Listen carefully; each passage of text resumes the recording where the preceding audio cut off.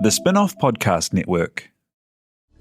This is Kiwi is back for a brand new season with more inspiring kōrero from special guests including rugby player, father and role model TJ Perenara. My family bring me joy. Rugby brings me joy too, but it's not the same joy as my family brings me. And global dancer and choreographer Kirsten Dodgen. For some reason, people think I'm very intimidating. Listen to the new season of This is Kiwi, brought to you by the Spin-off Podcast Network in collaboration with KiwiBank. Available now wherever you get your podcasts. Ryan Reynolds here for, I guess, my 100th Mint commercial. No, don't. I mean, honestly, when I started this, I thought I only have to do like 4 of these. I mean, it's unlimited premium wireless for $15 a month. How are there still people paying 2 or 3 times that much? I'm sorry, I shouldn't be victim blaming here. Give it a try at mintmobile.com/save. Whenever you're ready.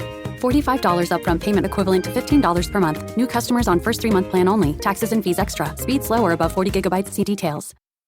Kia ora, I'm Simon Pound, and I host Business is Boring, a podcast that reckons it's anything but. Join me each week as I chat with some of the most interesting and inspirational players in the Aotearoa business scene and learn what it takes to make it happen, from accidental entrepreneurs to the brains behind some of the country's biggest brands. If you're into business or want to be, then make sure you follow Business is Boring wherever you get your podcasts. Brought to you by the Spin-off Podcast Network in partnership with SparkLab. Play NZ's #1 entertainment podcast. My name is Richard. I take photos. My business is called Dick Pics. Oh, that is so good. From iHeartRadio, Play ZM's Fletchborn and Haley. Available everywhere. 3, 2, 1. Oh, what are you doing, Duncan? No, it just looked that way. You're the one who's out of sync. Oh my gosh. Okay, let's not get into too much drama. Everyone just started. Just set sail. But that's my job.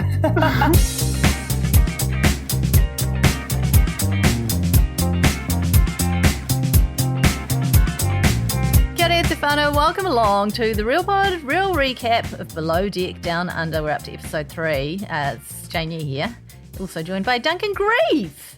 Kia ora, Jane. It's been an age. It does feel like it's been an age, and I apologise for that, but Omicron got me and put me on my ass. Which means I win, right? Yes, you do. Yeah. So I'm the only one. Oh, mind you, T.I. here is, he's in studio. I'm actually at home because it's a teacher-only day, so I'm looking after my children. Yuck. Duncan's at home because he's got COVID and very bravely coming on for the pod. T.I. here is in the studio and you've not had COVID yet, have you? No, and I get the absolute reward of coming to work. Honestly, I'd take it over this. I would take it over this as well. 99.9% chance going to get interrupted at some point with someone saying something like, Mum, can you wipe my bum? I also have that stress because my kids are at home thanks to my viral load. So it's fine. It's all fine. The only thing that's keeping me just generally above deck is Below Deck. Like I hadn't watched it since the that premiere, and then just smashed out 2 episodes last night, and what a joy. It's such a joy. Far out. I was concerned briefly that they'd cast it too nicely. And me too.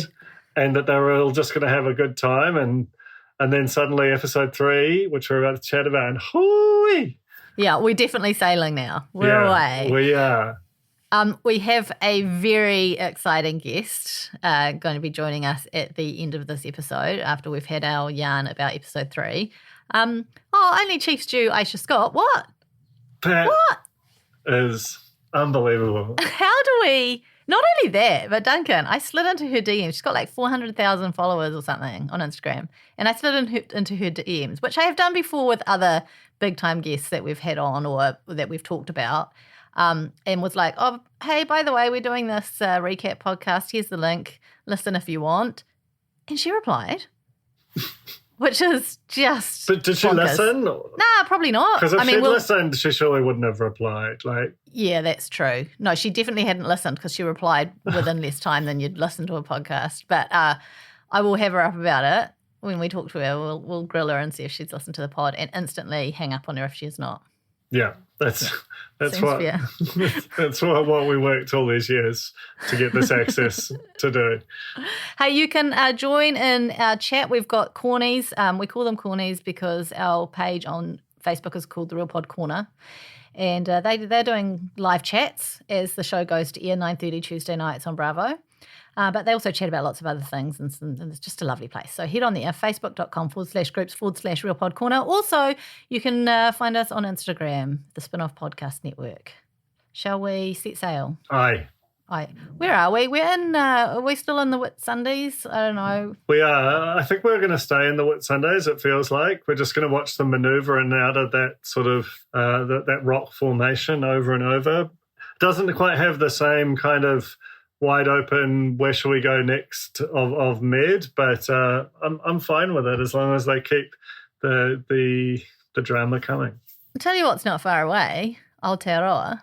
Just whip across the Tasman, and park up just across from Mission Bay and go for a lovely picnic, a Movenpick perhaps. It'd be so cool if they went to some real budget New Zealand place. That's what would love. Okay, this episode is called The Plunger from Down Under, and we return where we left off, which is Benny and Jamie having a bit of powwow about power. Good. Thank you. Benny, I really liked Benny, or I did, but he's slack as fuck, eh? He's really amazing. Like, he's such a Danny character. It's really uncanny what a Danny he is. That's also good, by the way. Yeah, thanks. But like the way that he just absolutely cannot stand to be told to do anything. It's really, like, I mean, it's obviously just great casting. You put someone like that in a really high stress, high stakes, hierarchical environment on the high seas.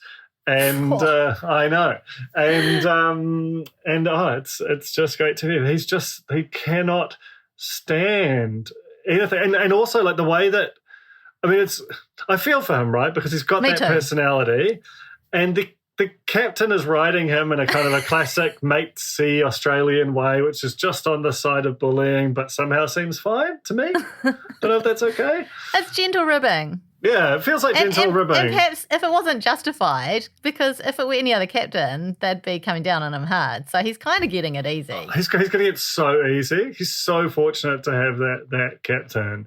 But, man, does he not take it well. And every time it's like he feels the weight of it. It's very funny to watch. He has, I mean, I feel for him because he's come from a vulnerable situation, having lost his parents. And he also just spent 10 days, if you recall, the silent retreat. Yeah, so it must be quite the whiplash to then suddenly be working on a boat where you've probably just been sitting cross-legged for 10 days eating kale, But he is, so he's like an easy target. But he's doing absolutely nothing to help himself. He's doing the least. First sign of poo water and he wants off the boat, But I do think that I mean, that's obviously, well, we're getting ahead of ourselves. Slightly. That's the very end of the show. Okay, but we'll also talk about the fact that after their dinner, they went back on board. They were a few drinks deep. Quite a few. And they hopped into the jacuzzi. I loved everything about this scene. What a scene, right? I mean, firstly, I love that this is like a big change for this season, and that the when you sneak back to the boat for a few drinks, it's normally like surreptitious. You have a coupley, but it's like it's not a staging ground for a massive, raging kind of jacuzzi party. That's not like allowed. Whereas here, it's like clearly that is a location for partying. Kevin wants the crew to have a good time. Yeah. He's an amazing captain. He's so good. Single too, by the way, we found out this episode. He is. But there was a potential of a romance brewing between Jamie and Magda. She was doing some hot and heavy dancing, some would call it in some cultures. In other cultures, they just call it dancing with your friends. I think you're just mad at her because she's Latina, Jane. Here's the thing. I think she's mad that she's not Latina. I think that's absolutely true. And that felt quite tense, but also just mainly hilarious. Well, it's a classic case of that reality TV thing of they do and say bad things that you really can tell are bad when you're watching it, and it reminds you, don't do that. Don't be like that. You know? Yeah. It's an example of what not to do. I also think, and this is, hopefully in the category of explaining rather than excusing, but she's operating in a second language. I feel like the high seas, you're kind of into international waters, and a lot of like the contemporary discourse seems to have happened on land and not on the ocean. So some things which would like that's been one of the weird kind of galaxy brain charms of this show has been just watching all the stuff that goes on that seems to exist in its own microclimate, even down to the guests on this episode who are just unreal, wildly horny rockers and strippers of a kind that you last saw on TV all the time in the mid-2000s and then seem to vanish from the face of the earth. Where are they? That's where they are. They're touring Australian musicians is what they are. I feel like that probably has not changed at all over time. You've been watching. I just want to check in with you because you decided to come on board. You didn't get on board with Dancing with the Stars, but you're here for Below Deck. I've watched the first episode. Full disclosure. Okay. I haven't had a chance to watch the second or third, but I found we recorded the first episode of the recap before I watched the first episode. Still enjoyed it 100%. Great. So it's not too late. It's not too late for anyone. I'm on board. I'm on deck. I'm behind. Okay. You're on board, but you're aft. That's right. To use the parlance. What I would say to you, I hear, you're already committed, but just to further exhort you and any listeners who might be dragging their feet is this is a 43-minute commitment.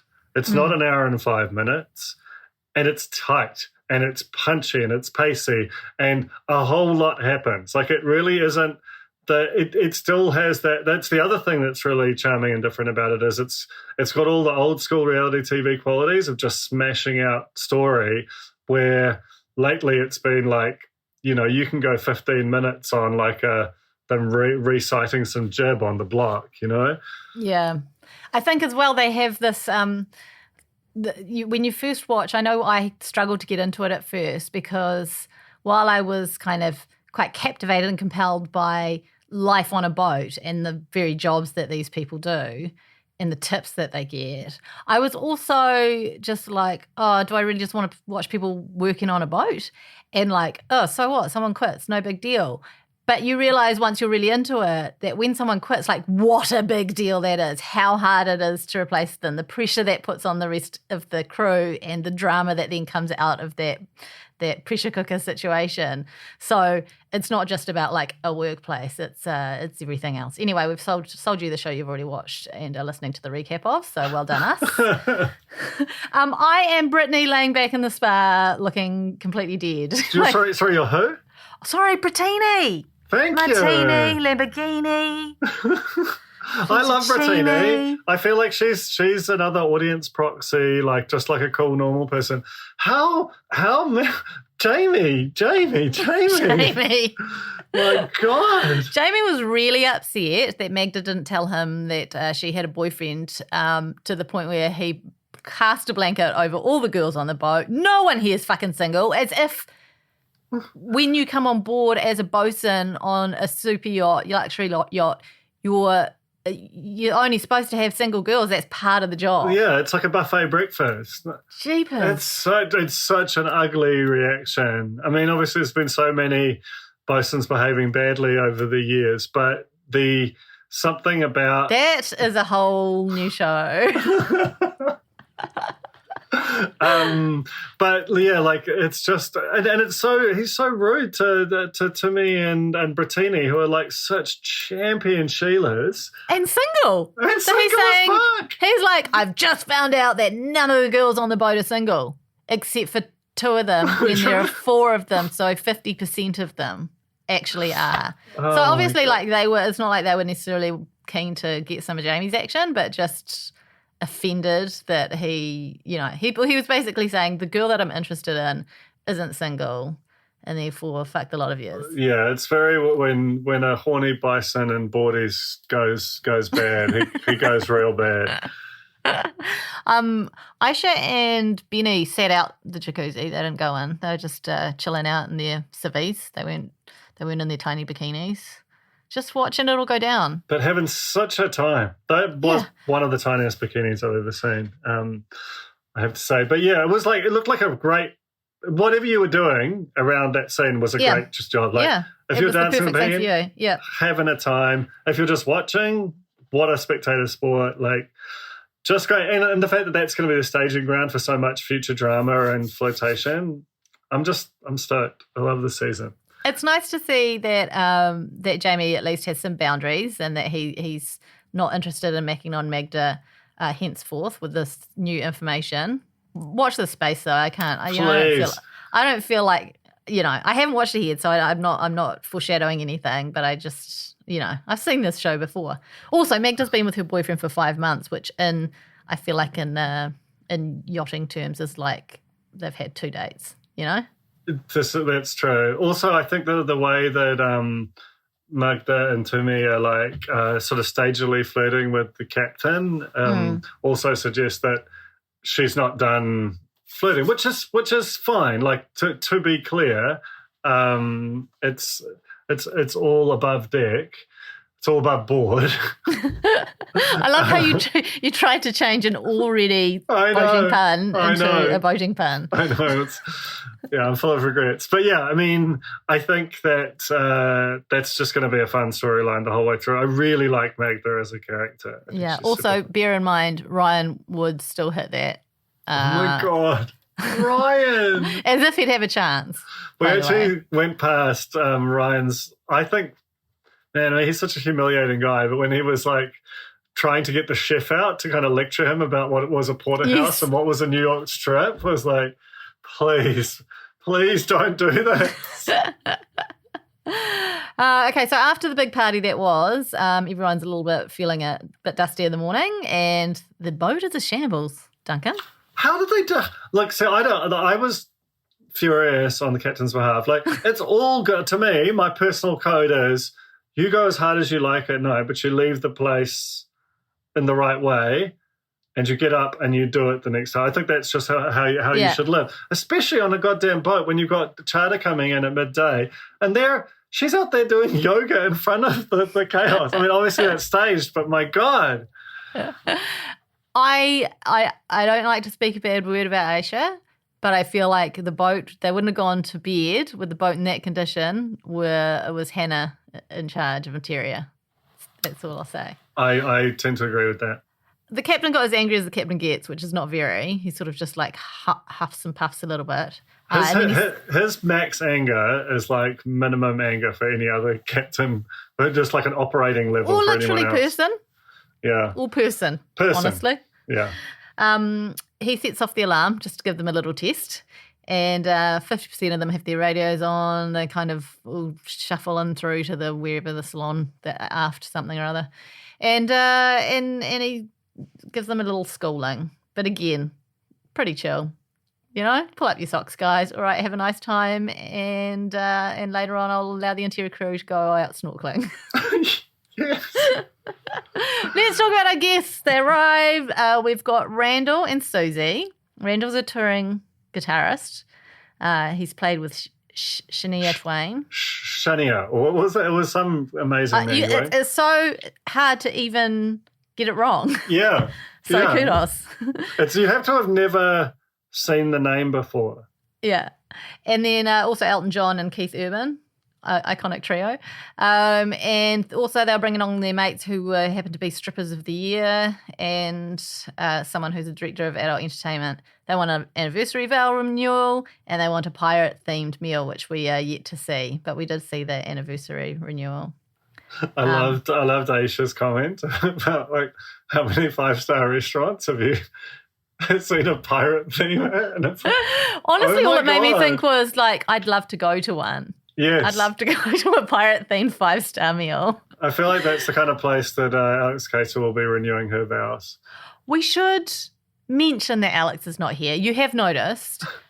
She's busy being a proper journalist is what's happening. So she's had story emergencies and had to go off and look after that. Wrong priorities, obviously. Totally agree. But anyway, we'll deal with her later. We'll give her a good dressing down and let her go snorkeling. Okay. Aisha's trying to be friends with Ryan or trying to be good to him, but then she says it's hard to be friends with her, and she used the C word. Did she? Yeah. Woo! I mean, we can clarify that with her later, but I'm pretty sure she did. They beeped it, but it was fairly obvious.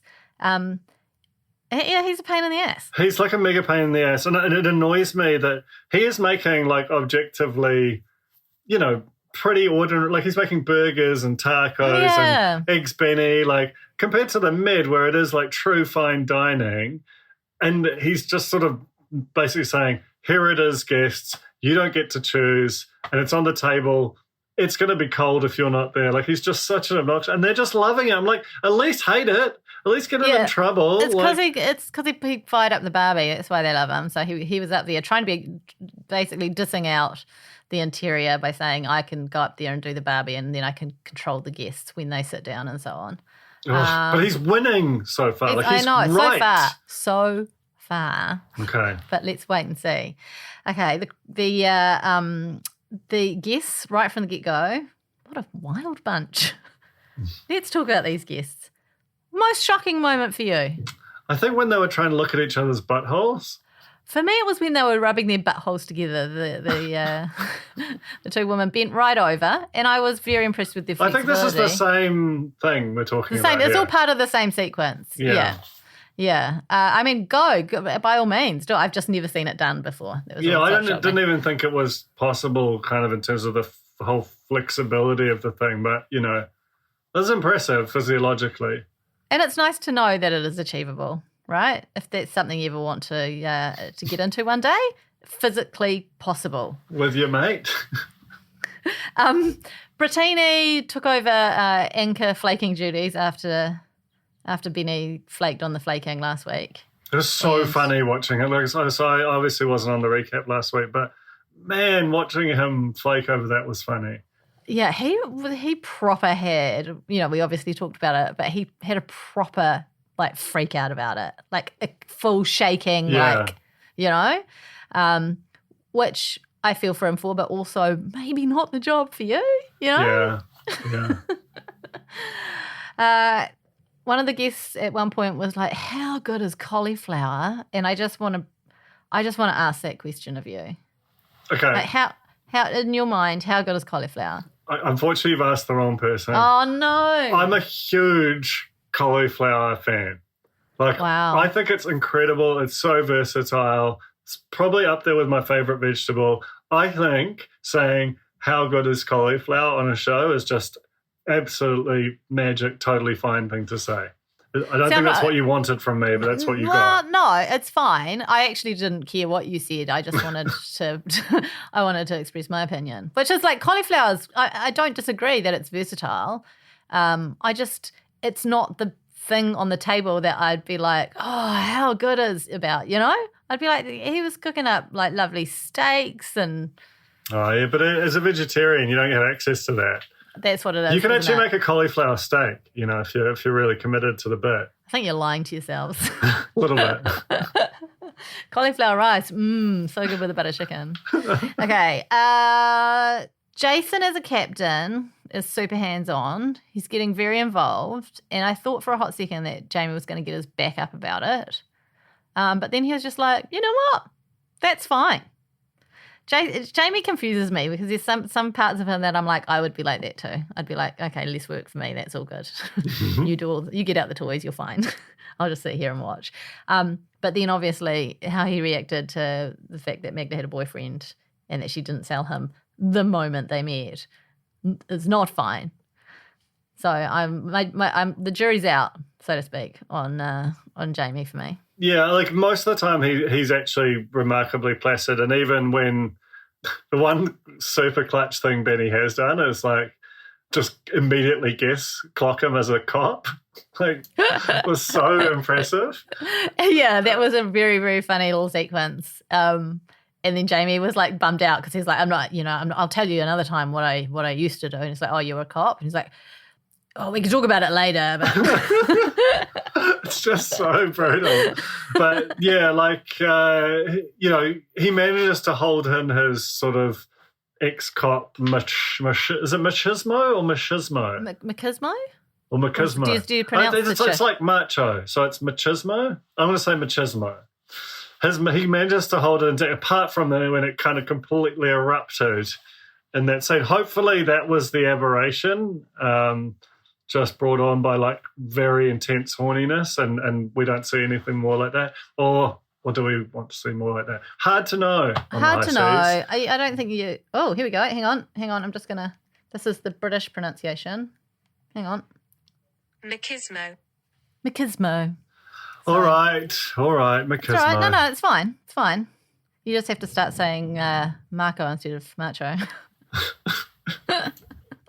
Let's talk about Culver, because Culver's yet to shine. He's been very low-key in terms of airtime, but what we have seen of him is so amazing. I love him. I love him too. Yeah, he's cute as a button. He's getting on FaceTime with his family. He's talking about attracted to his mum. His mum types. Mum, yeah. Who doesn't want to... It's like that moment of realisation as he was saying it, eh? Like, he's great. Everyone wants to have someone like their mum, don't they? I mean, obviously, very much depends who your mum is. He's like a musclier version of Colin. Oh, I do love Colin. Yes, Colin has a great relationship with his parents, doesn't he? He does. He loves his whānau. Okay, so Culver, yeah, he's just the kind of guy who pops in his spare time, does some push-ups in the cabin, calls mum and dad at every opportunity. He's just very smiley. Haven't had any drama with him whatsoever. I wonder if he'll be the one character on this show who we don't get any drama out of for a whole season. Unlikely, but we'll see. We have a guest. I'm worried about this. The guest who went in to ask Ryan for a lighter and then dropped that she's staying in the Cartier suite, just in case he needs to know. I'm really worried where this might go, because I feel like Ryan's up for anything. Ryan is so up for it. He's got that sort of that kind of edge to him, like, like his eyes are a little bit. Oh, that kind of edge, not like a cool edge, like a slightly on the edge. No, like I'm sort of, like he doesn't feel sort of, his genius hasn't been appreciated by the world kind of edge. Yeah. And thus I'd feel like almost everything's on the table. Just probably the best piece of casting on the whole boat, I think, is finding that chef. I feel like he's going to cause so much trouble as the season goes on, and I'm here for it. Yeah. I would love to see, if they did like a sort of best of below deck, like, sort of a, fans versus favesy kind of thing, I'd love to see him against Hannah at some point. Yes. Just imagine. Oh my God. With Sandy overseeing it. Oh. That would just be amazing. Did you see the mid-season with Kiko? No, not yet. Oh, the most adorable, amazing chef you could ever hope to meet. Didn't last. But he was just such a sweetheart. Well, I just need to get into those bad sites where they show it. Yeah, anyway, okay, so where are we? Anniversary dinner. Was a lovely time, lovely celebration, and Ryan's fucked off because dinner's ready and the guests aren't. This is going to happen every single episode. Every single episode. And Susie, I didn't realise the renewal was a surprise. So she comes up, the big arch is there, it's lovely. They have the captain, even though he's not comfortable with it, does the officiating, cracks a few jokes. And this is when Culver says, seeing this reminds me of my parents. I'm like, your parents are nothing like these two people. The absolute antithesis of these two people. And that's when he mentioned he wants a girl like his mama. And then Magda goes and basically proposes to her boyfriend via text, doesn't she? She does. I really like the new edition or new to me anyway, of seeing the text kind of. I feel like they're not the text at all. Oh. I feel like they're not. Yeah. Well, sorry, some texts. Where are you on falling asleep while chatting to your loved one on the phone if you're away from each other? I've done some things like that. I have before. too. I watched a whole season of Lost on video calls in the mid-2000s. Oh, that's nice. Yeah. That's Still married. Oh, so it was with Nikki then? Yeah. Yeah. And we finish off with the Punami.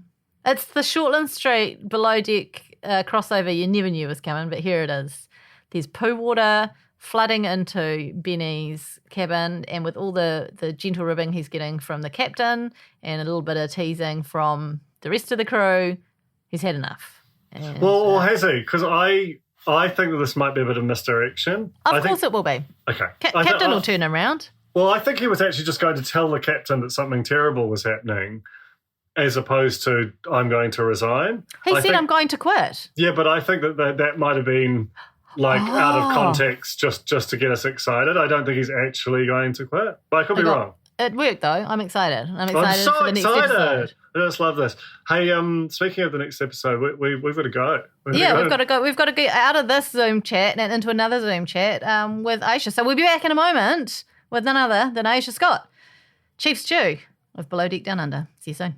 Winter is a great time to travel around New Zealand. If you're thinking about your next holiday, why not make it a road trip with Go See? Visit us at goseatravel.com today to find the rental vehicle to fit your holiday and get ready to explore. At Zed, we're all about moving with the times. And now it's time to be part of the climate change solution and move on from fossil fuels. As a company providing fuel to people all over the country, we also know we have a real opportunity to lead that change. We're committed to keeping Aotearoa moving by providing the right energy for everyone. We believe that innovation in fuel and how it's used can make a huge difference to our planet. Find out more at z.co.nz. They say don't mix sport and politics. These guys didn't listen and put both on the agenda. Barreled home and got the, where have you been? I was like, World Series baseball, so good. And she's like, so I've got whole summer of cricket and now you're a baseball fan, are you? The Agenda with G Lane, James McConey and Matthew Heath. Download it for free today from iHeartRadio, New Zealand's #1 podcast platform. The Alternative Commentary Collective, your home of sports entertainment. Aesha, thank you so much for joining us. Welcome along to The Real Pod. Oh, thank you. It's a pleasure to be here. You're so busy out at sea that you probably don't have time to listen to podcasts, but we do. We cover reality TV and we are diving in deep, recapping all of Below Deck Down Under. And we're huge fans. We've been watching previous mid-seasons and so on. So we're big fans of yours. I'm so excited to have you on the show. So thank you for joining us. Oh, it's honestly such a pleasure. And at the moment, I'm actually doing bugger all. So my day's wide open, really. Great. We'll yarn for hours. How are you finding the season so far? So you're doing a recap of all the episodes? Yeah, we are. So we're up to episode 3. Yeah. And I thought what we could do in our chat is maybe talk a little bit about some of the stuff that happened in that episode. Oh, yeah. Maybe a little about just general below deck stuff. Yeah, love it. Let's do it. You're in Sydney, right? Yeah, I'm in Sydney at the moment. I'm visiting my auntie and uncle here. I'm in a studio at the moment and I just love them so much. Oh, bless. After you've spent time with auntie and uncle, are you back out to sea, or have you got a little break? No, I spend most of my year not at sea at the moment. I do some temp work here and there, but I kind of just flit around, really. I'm going to be, after I've been in Sydney, I'm going to be heading to Miami and I'm going to hang out with my sister and her partner because they work on boats over there. Then I'm going to head to LA for a couple weeks and then I'll go to Breckenridge in Colorado, which is where I'm mainly based in the States. Wow. So yeah, it's just kind of just all over the place, which I like to live with constant change. Is that one of the paradoxes of Below Deck, in that you go on the show because you know what you're doing on a super yacht and can handle those kind of crazy conditions, but if you're successful on it the way that you are, like, you naturally have to run the kind of celebrity track at the same time, and it kind of it hauls you away from the water, you know? Yeah, absolutely true. But you know what? I love it because I've already been doing yachting for about 7 years. So I was already kind of getting to the point where I was overdoing it full time. It's just so hard to have any sort of a life. at all, and I'd done it for so much of my 20s. So I was kind of wanting to shift out of yachting anyway when the opportunity for this show came up. But it's one of those industries that is so intense and difficult that it's actually really addictive. So you don't want to let go of it fully. So me being able to do these seasons is a nice way to get my hit, and then because it's on a show, then I can live the rest of the year just doing cameos and sponsorships. So I'm living my dream. It's amazing.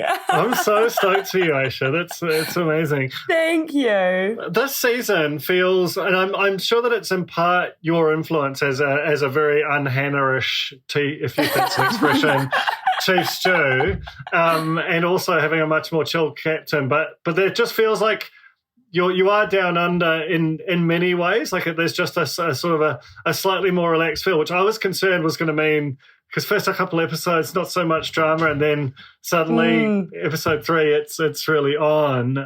Was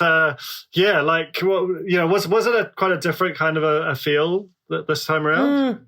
Yeah, absolutely. And I think you hit it spot on. I think because Australia is such a casual, laid-back place, I definitely think that influenced it a lot. And a lot of our guests, because the borders were shut, almost all of our guests were Australian. So they were very laid back. And it's just the environment. And then I guess, I'm not this super anal bitch Chief Stew. Like I try not to be.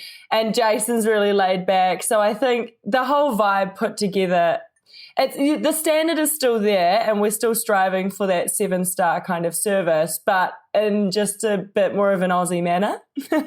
I'll tell you who's not particularly laid back, unless he's reclining in the kitchen and putting his toes on the drawer handle, and that's Ryan. Oh my God, don't even breathe his name. We will be breathing his name. Obviously, I don't know if you kind of still remember what happened in each episode. So we're fairly early on in the charter season. He's shown some interesting colours right from the get-go. But what we're seeing come up again and again is him not being very happy with you not telling him basically you're not seating the guests as soon as he's finished the meal. Yeah. And when he's ready to serve. Which isn't really you. It's like you can't just grab a guest and be like, hey, you said 8 o'clock. Exactly. It's their boat. Exactly. My God. So it would be great television. Yeah, well, that's the thing that drove me crazy with Ryan is I just, right from day one, I was like, I can't, surely this guy is lying about his yachting experience, because the whole point of, with guests, you're right, they're paying thousands of dollars every single day to be here on this boat and have this amazing experience. So they're going to eat whenever the hell they want to eat. Yes, I asked them for a vague time that we can aim for, but if it's getting closer to that time and they're still in their cabins getting ready or whatever, I'm not about to go up to their thing and be like, actually, you said 9, so if you can make it to the table, it's all about adjusting to the guests and exactly what they want to do, and he just couldn't handle that. But it's just par for the course in yachting, so I couldn't understand his issue and his pushback. But it was just such great casting, right? Especially with that episode. Episode 3 was when you had those wildly horny stripper and rockstar guests. I think it would have been beyond the health and safety realm for you to be trying to enter those bedrooms to hurry them out. Who the hell? No one knows what was going in there, but it wasn't okay. I reckon I would have had something shoved right up me the second I crossed the threshold. So, yeah, exactly. Health and safety, all right. But then, so it was, I've truly never worked with a chef ever where he has plated before I've even said the guests are near the table. And that just showed me that he wasn't passionate about his food, because why would you want guests to eat cold food? Yeah, it felt that way. We left the episode with a punami situation, a poo water situation, and Benny wandering up to what appeared to be wandering up to the captain's quarters at 1:45 in the morning, all ready to quit. Don't tell us what happens. Don't spoil it for us. I won't. Is that all as it happened? I mean, we cover a lot of reality TV, and we know that obviously you got to make a good TV show. Mm-hmm. But was Benny really that upset at that point? Yeah, he was. He's an interesting boy, Benny. I adore him. I think he's so lovely, but he's a bit skittish, like he's like a a stray cat. He's all over the place. So that's exactly what happened. And I think what I love so much about our show is that I would say it's the least meddled with reality show ever, Really? Like they don't tell us they're not allowed to tell us anything, like to do this and do that. They don't engineer situations. They don't meddle in any way. It's just when you get that many young, usually single people all in one boat, and we're doing a 16-hour day every day for 7 weeks and not speaking to the outside world, people just start exploding, and it's just, they don't have to do anything. We're just on edge. It's an exceptionally hot crew this season as well. Oh my God, thank you. I think we titled our first episode of the recaps of our podcast recap season, "The Hottest Crew Yet." Oh my goodness. Well, it's an honour to be a part of it. Thank you. I know that all the girls are like dropping panties left, right and centre for Captain. It's insane. I know. He's had a real glow up over the years. We did see some photos of him in his younger years, and I think that he's found his way over time. Totally. I saw some photos of him in his 20s and I was like, oh, he's definitely like gotten hotter with age. But then I can't talk. Like, you should have seen me when I was younger. I was a really lost child. Oh, so. I was better when I was younger, I think. Oh, really? I'm only getting worse. Well, you're looking gorgeous now. So thank you very much. I can only imagine. I appreciate that. So, one thing which is quite different about this season, Jane's just run off in the middle of it, maybe to get a glow up, who knows? But the thing about Med was you would go off into these beautiful European cities, and that's where all the partying happened. And then when you sort of slunk back onto the yacht, it was to go to sleep or maybe a cheeky dart out on the deck. Whereas this, like, it feels like we've only seen one sort of post-party situation, but it feels like the jacuzzi is going to be a location. Oh. You sort of chose the sort of stadium seating to sort of watch the thing unfold, which seemed like quite a judicious spot for you. And the first time there was where Magda and Jamie are sort of having quite a lovely dance, and then Jamie gets some unwanted information. It gets quite hectic. Do you want to talk about how that went down? Were you privy to Jamie's sort of explosion there? Yeah, so I was just, as you say, Benny and I were just sitting on the sidelines watching all of this unfold, and I was just like, what the fuck is going on? Sorry, I don't know if I'm allowed to swear. Yeah, very much. And I was just, watching Magda, because she'd come from day one when she'd come on board, she's like, I've got my soulmate, blah, blah, blah, like can't stop talking to her boyfriend for 1 fucking second. But then next thing I know, she's like grinding her little ass off all over Jamie. And I was like, what you say and your actions are not conducive of each other. And I was like, what the fuck is she up to? And then, as you see, then Jamie explodes because he doesn't want to look bad and blah, blah. But how Jamie reacted was so, it really fitted with what I struggled with him the whole time, was that he came on and he had these massive walls up, and he was so desperate the whole season to look like a nice guy that there were so many moments where you'd see he'd go to react to something or go to say something that was quite natural, and then he'd like his eyes would quickly flit to the camera and back, and then he'd be like, oh, never mind, oh, nothing. And so I think because Magda was dancing on him and he thought she was single but she wasn't, that really messed with this good guy image that he was desperate to put across, and that's why he got so mad. Right. But it's like, if you didn't know, it's not your bad. She's the one skanking all up on you when she's got a boyfriend. It's just dancing like you do with your auntie at the wedding, Is it how involved are the crew? You mentioned, Jamie would sort of check the camera. I'm just really curious to know. I'm really amazed that they don't meddle with you guys at all, because that's just not what we've come to know from all our coverage of reality TV. Yeah. But I love it. Yeah. But how So they're not very intrusive, but how many people are on board of the crew, the camera crew, and do they go off at the end of the evening and sleep elsewhere, or are they sleeping up on the day beds? What's happening? So they kind of do 3 different shifts, like a morning shift, an afternoon, and then a night shift. And there's always 3 cameramen on. And then there's obviously cameras in every room and stuff. But then they go and sleep off the boat. They've usually got hotels and there's a chase boat. So they're kind of just coming on, doing their shift.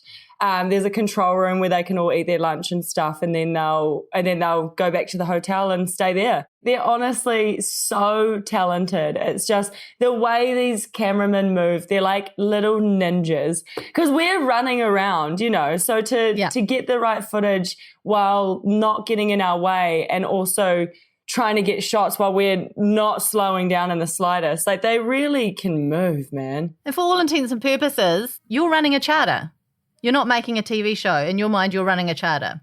Yeah, absolutely. And that's what they say to us. They're like, you're here doing your job. And they're like, if it's between, getting something out quick enough and worrying about the cameraman being there, it's like the charter comes first. They're like, you're there to do your job, and then whatever comes. The one thing I wanted to know was, and I'm real curious about this, is that you have these guests coming on, they're paying heaps of money. They present as like huge party animals, and they sort of seem to mysteriously go to bed at midnight every time. And it's only relative. And I've had this conspiracy theory. I've been watching it forever, going like, surely they're not actually going to bed. Surely there's like a stage going to bed for the TV show. They are not always going to bed at midnight. What show have you been watching? No, I've seen Hannah up at 4 a.m. scrawling notes on the whiteboard for the morning shift because she's been up till break of dawn. But is there? Yes, that does happen, but it's not as often as you'd expect it to happen, to my mind. Like, is there a sort of a pretend bedtime and a real bedtime, or is it all as per? Nah, so that's always it's what time you see them go to bed is what time they go to bed. But you have to remember that they usually have champagne and stuff before they come on the boat on the first day, and they're drinking non-fucking stop the whole afternoon, and then from the moment they wake up, they're having mimosas with breakfast that whole day. So they've already been drinking for like 12 hours straight. So usually it's just that they get to midnight and they're about to coma out. So are you actively trying to like get them drunk? Yes, very much so. Just I make very strong. The later it gets, they go from doubles to triples. Sometimes I just do straight half. I just and it's amazing how much the human body can handle with my experiments. It's insane. Hey, Aesha, before we wrap up, we have a third host on the show called Alex. She's interviewed you before and she's written a feature for the site, and she's so gutted that she couldn't be here today. She had to do some urgent stuff. So, but she did have a question that she wanted me to pass on. She wanted to know who you would kiss, marry and kill out of anyone you've worked in that we've seen featured on the show. Oh, Jesus, that's a tough one. Well, I'll go with kiss Jack because I've already done that. Mm-hmm. Marry, that's so hard. I guess Jason, and then I'd kill Ryan I'd kill Ryan. I love it. That sounds like we've got an excellent season ahead for us then. Yeah. Oh, God, yeah. Hey, thank you so much. We so appreciate your time, and have a nice time with your auntie and uncle. Thank you. And it was so nice talking to you guys. Thanks for caring. Oh, look, we care so very much. We care too much. Too much. Yeah, exactly right. Too much. We'd love to go out on a boat with you one day. Oh, same. Let's plan it. Okay, cool. Thanks, Aesha. All right. Bye, you guys. Bye. Bye. From the Spin-Off Podcast Network, you've been listening to The Real Pod. It was hosted by me, Jane Yee, along with Alex Casey and most of the time Duncan Grieve. Te Aihe Butler made it all sound good, and Rachel LaRue got us out to the world. Just quickly, if you enjoyed this podcast and value what we do at The Spin-Off, please consider joining the Spin-Off members. All our mahi is made possible by our members, and we wouldn't be here today without their support. Tautoko mai, and head to thespinoff.co.nz/members to sign up. Kia ora, this is Toby Manhire, here to urge you to tune in to Gone by Lunchtime, a podcast with me, Annabelle Lee Mather and Ben Thomas, tackling the world of New Zealand politics, from policy to polling, from scandal to psychodrama. Listen to Gone by Lunchtime, brought to you by the Spin-Off Podcast Network, wherever good pods are sold. Do you find it hard staying optimistic with all the financial news in the media? I'm Bernard Hickey, and on my podcast, When the Facts Change, I'm here to help you navigate the ever-changing landscape of economics in Aotearoa. So join the conversation every Friday on When the Facts Change, brought to you by the Spin-Off Podcast Network in partnership with KiwiBet. The Spin-Off Podcast Network.